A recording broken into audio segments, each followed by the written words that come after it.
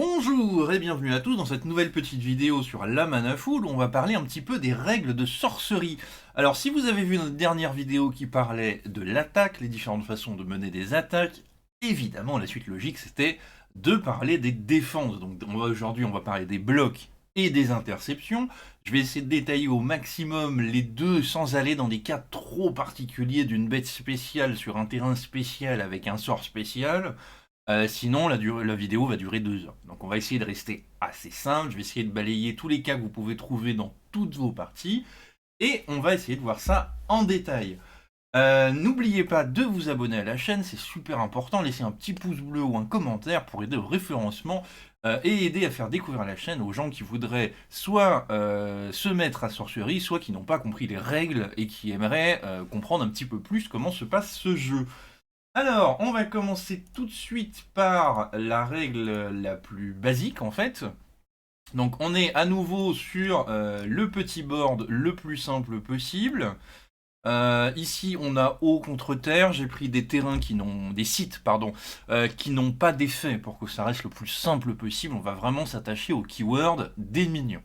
Donc, dans le cas de 2 minions qui n'ont pas de keyword, ici donc on a vraiment la bête super basique du deck haut, celle qu'on enlève en premier en général, qui a 2 de force et qui n'a absolument pas d'effet, et on a pris la même chose côté terre, donc ce sont 2 minions qui n'ont pas d'effet. Leur textbox est vide et ne contient en fait que du texte d'ambiance. Dans le cas de bloc, alors on va commencer par le début. Donc pour les blocs, si vous attaquez en fait le site adverse, donc pour rappel, vous ne pouvez vous déplacer, sauf exception, on verra juste après, que de façon adjacente, hein, en haut, en bas, à gauche, à droite. Donc, dans le cas présent, donc un minion qui souhaiterait attaquer un site, alors que j'attaque un site ou un minion, en fait, il y a relativement peu de différence, les blocs seront quasiment de la même façon à chaque fois. Donc, je déplace mon wild boar ici, donc je l'engage pour pouvoir attaquer en face. Mettons que je dise que je veuille attaquer le site. L'adversaire a alors deux options. Il peut tout simplement accepter de prendre les dégâts, auquel cas ça ne nous intéressera pas dans la vidéo, parce qu'ici on va parler des blocs, on va pas parler du choix où on choisit de ne pas bloquer. Donc, pour bloquer, il faut quoi? Il faut qu'un minion soit disponible. C'est-à-dire available en anglais, il faut qu'il soit d'étape, qu'il soit verticalement en fait. S'il est comme ça veut dire qu'il n'est pas disponible. Donc il faut qu'il soit disponible. Il faut également qu'il soit sur la même case que la cible de l'attaque, soit sur une case adjacente. Effectivement, pour rappel, un minion comme action peut soit se déplacer, soit attaquer, soit se déplacer, attaquer. En fait, pour les blocs, ça se passe de la même façon. Si je suis ici, pas de déplacement, je bloque, pas de problème. Si je suis sur la caisse d'à côté et que je suis disponible, je peux me déplacer pour venir bloquer. Jusque-là, ça va. Comment ça se passe au niveau des blocs? Donc les deux minions vont s'infliger leur force en même temps, sauf un minion spécifique terre, pardon, à la Buster Spikeman, je sais plus comment il s'appelle, qui lui tape avant, mais c'est la seule exception, sinon les deux vont se frapper en même temps. Donc ici on a 2 de force contre 2 de force, les deux s'autodétruisent, les deux vont au cimetière. Autre cas, donc vous devez... Alors, dans le cas où vous étiez à côté, évidemment, vous engagez votre minion pour venir bloquer. Vous avez tout à fait le droit, d'ailleurs, de venir bloquer avec un avatar. C'est généralement ce que vous allez essayer d'éviter de faire, parce que c'est l'avatar qui prendra les dégâts. Mais pour une situation particulière, vous avez le droit, si l'avatar est disponible, de venir bloquer avec. D'une façon générale, de toute façon, votre avatar ne sera que très rarement disponible, parce que vous allez l'utiliser pendant votre tour. Deuxième situation, les minions qui sont burrowed, ou qui sont submerged. Donc, pour rappel, burrowed, ça veut dire enfoui, ça veut dire sous un terrain de terre, enfin un terrain qui n'est pas haut plus exactement, et submerge va être exactement la même chose, mais sur un terrain haut uniquement. À savoir que un terrain est considéré comme haut à partir du moment où au moins un de ces thresholds est haut. L'eau est plus important que les autres, il passe devant les autres. C'est-à-dire que si vous avez un terrain qui est, je sais pas, terre, feu, eau, par exemple, un terrain qui a été submergé ou quoi, un terrain terre, feu, eau va être en fait eau. Donc vous ne pourrez pas submerger un minion dans un terrain comme ça, même s'il a terre, même s'il a feu. Il est surtout eau en fait. À l'inverse, du coup, un minion pourra se submerger sur un site qui est au moins eau quelque chose. Voilà, water quelque chose. Donc dans le cas d'un minion burrowed, donc ici on a le Cave Troll qui a, vous voyez, la capacité burrowing, donc il peut se mettre sous un terrain. Tac. Et il voudrait bloquer. Donc par exemple, l'adversaire souhaite attaquer, venir ici, faire son déplacement et attaquer mon Humble Village. Dans ce cas-là, le Cave Troll, qui est pourtant sur une case adjacente, ne peut pas venir bloquer. Alors pourquoi? Parce que, imaginez bien, le plateau en 3D, en fait, et que les minions ne peuvent pas faire de mouvement diagonal. Alors, qu'est-ce que je veux dire par là? Ici, vous faites un mouvement en ligne droite. Là, il n'y a pas de souci. Quand vous allez aller d'un site sous un site ou de sous un site sur un site, donc revenir à la surface, vous faites un mouvement vertical en fait. Essayez de vous représenter le plan en 3D. Dans ce cas-là, ça représente toujours un seul mouvement. Mais si vous voulez et faire surface et vous déplacer, essayez d'imaginer en 3D, en fait, ça fait un mouvement diagonal. Vous allez de sous la case 12, qui est ici, la case 12, à au-dessus de la case 13. C'est pas possible dans Sorcery en fait. Ça n'est pas possible. Donc si vous avez un minion qui est burrowed ici et que l'adversaire souhaite attaquer une case qui pourtant est adjacente, vous ne pouvez pas intervenir. Ça n'est pas possible. Ça serait éventuellement possible si, par exemple, le minion burrowed était ici. Dans ce cas-là, il y a un autre minion en face. Vous voyez, là j'ai pris la Pit Viper qui a aussi la capacité burrowing. Dans ce cas-là, les deux minions pourraient s'affronter, en fait, parce qu'ils sont sur le même plan, ils sont à l'horizontale l'un de l'autre, si vous voulez. Voilà, là, je pourrais très bien dire, le Cave Troll va venir attaquer le minion, et dans ce cas-là, ils sont sur le même plan, c'est un poil plus compliqué. Le principe est exactement le même pour Submerge, c'est la même mécanique, la seule chose qui va changer, c'est l'environnement, en fait. Submerge, ça va être que des minions qui sont sur des milieux aquatiques. Burrowing, ça va être sur tout ce qui est environnement non aquatique. Voilà. Autre chose également sur le burrowing, à savoir, c'est que vous ne pouvez pas attaquer un site depuis sous ce site. Effectivement, en termes RP, vous êtes enfoui sous la colline, bah, vous pouvez pas, depuis sous la colline, mettre le feu au village. C'est pas logique, c'est pas possible en fait. Donc dans ce cas-là, si vous voulez attaquer un site avec un minion burrowed, il faut revenir à la surface, mouvement vertical, et si ce site n'est pas à vous, vous pourrez alors l'attaquer.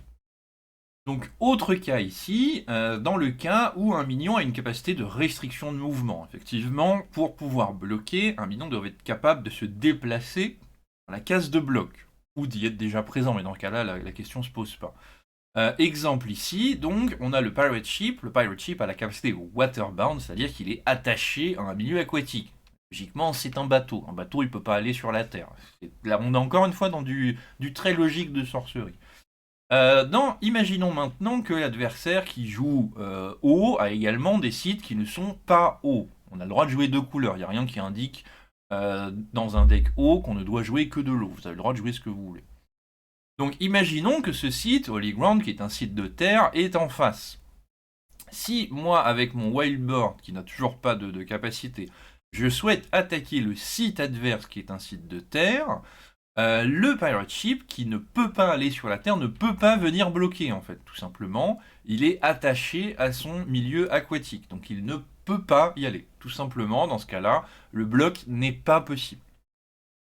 De la même façon, ici on a la Sandworm qui est elle du coup Landbound, ce qui est exactement l'opposé en fait de Waterbound. Il est attaché à la terre, donc en fait non pas à des terrains de terre mais à des terrains qui ne sont pas aquatiques.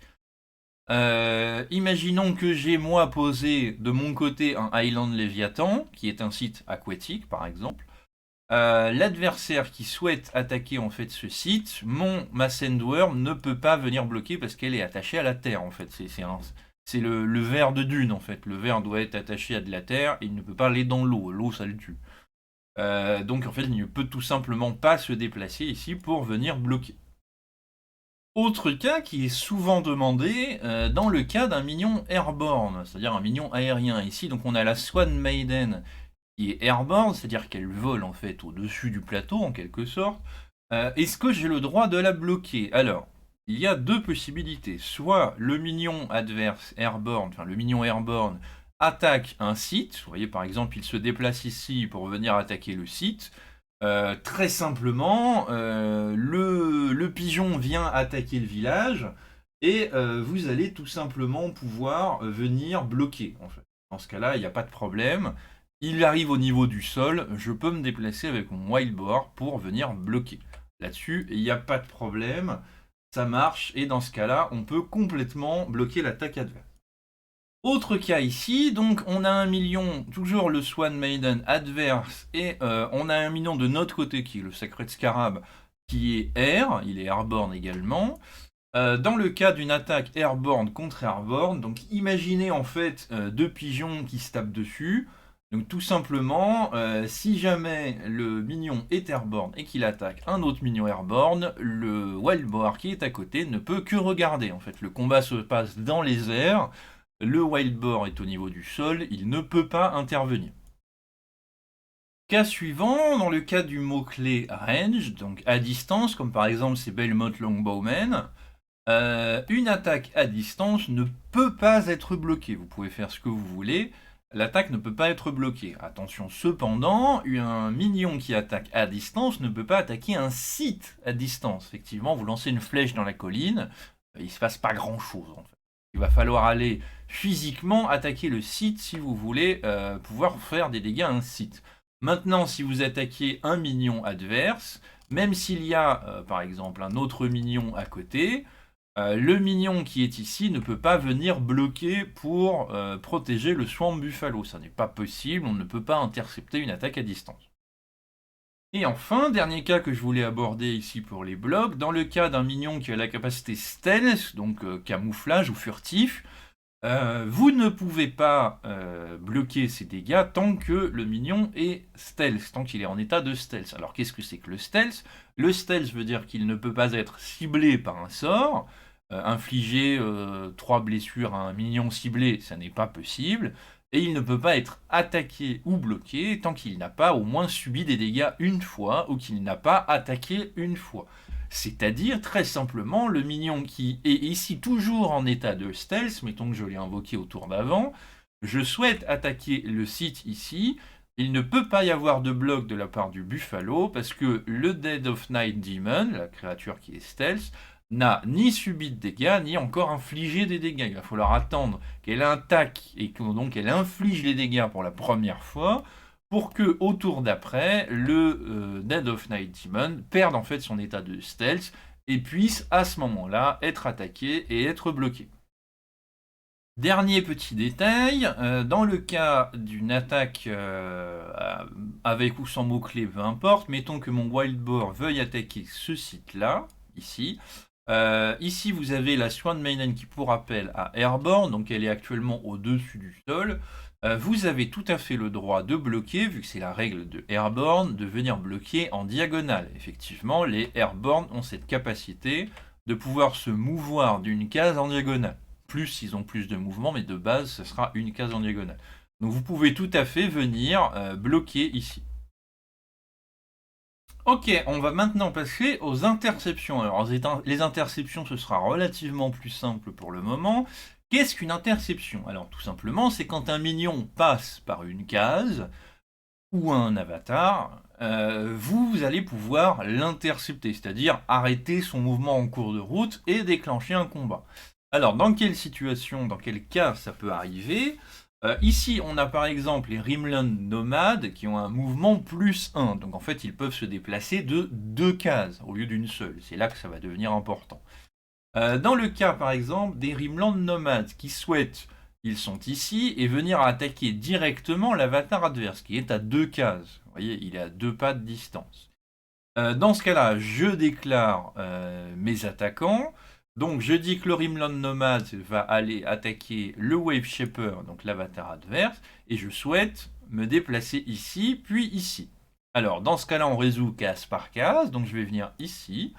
Et comment on peut intercepter? Alors, tout simplement, un minion peut en intercepter un autre à partir du moment où il est sur une case de son trajet. C'est-à-dire, ici, j'ai 2 cases de trajet, ici et ici. vous pouvez faire une interception sur cette case-là.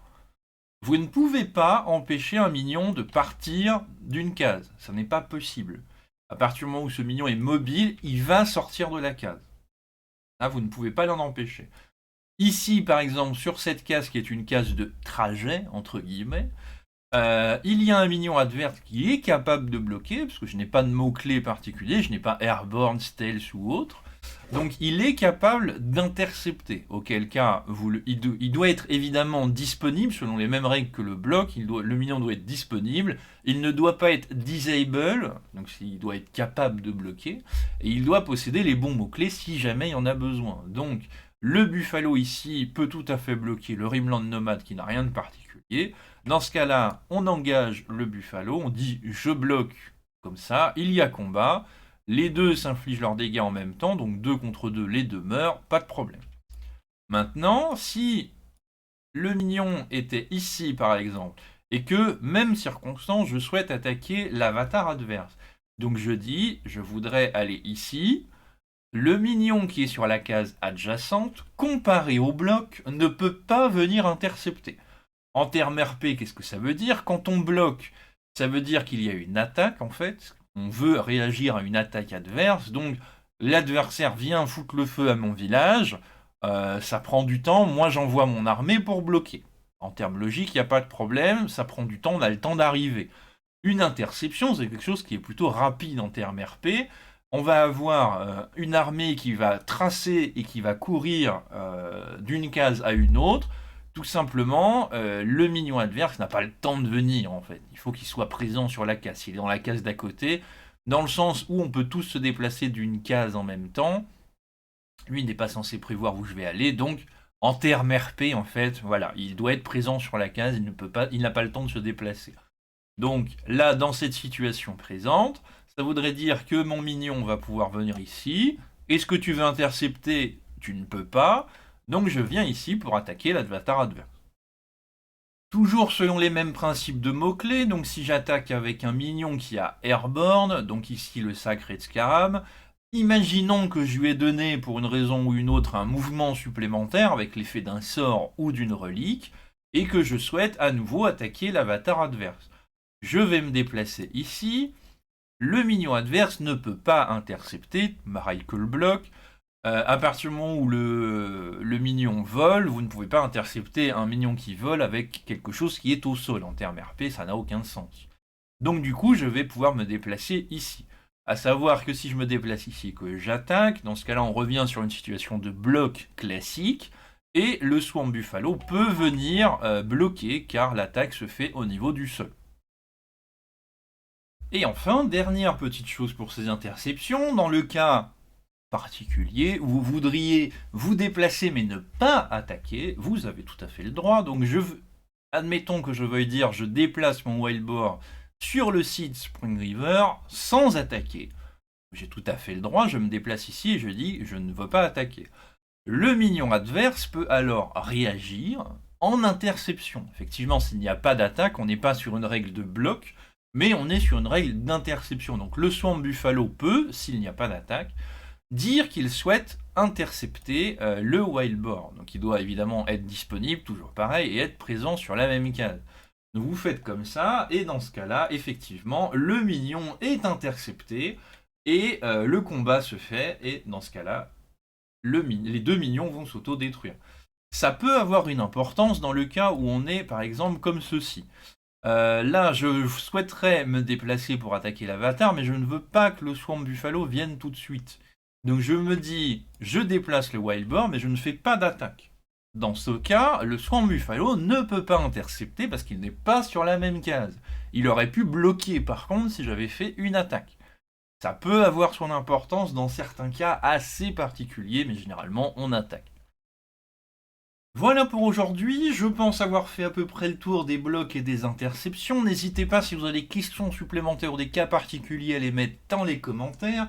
N'hésitez pas également à vous abonner à la chaîne ou à laisser un pouce bleu ou un commentaire, ça aide au référencement. Et ça aide également à faire découvrir la chaîne à ceux qui voudraient jouer à Sorcery ou comprendre les règles. Merci à tous en tout cas, je vous souhaite une très bonne journée à tous. Une vidéo d'ouverture d'une box sera réalisée la semaine prochaine. J'essaie de la tourner dès que j'ai 5 minutes. Et je vous la mettrai en ligne. Merci encore une fois à tous pour votre soutien. Je vous dis à très bientôt. Je vous fais des gros bisous. Et à la prochaine sur la Mana Full. Ciao, ciao.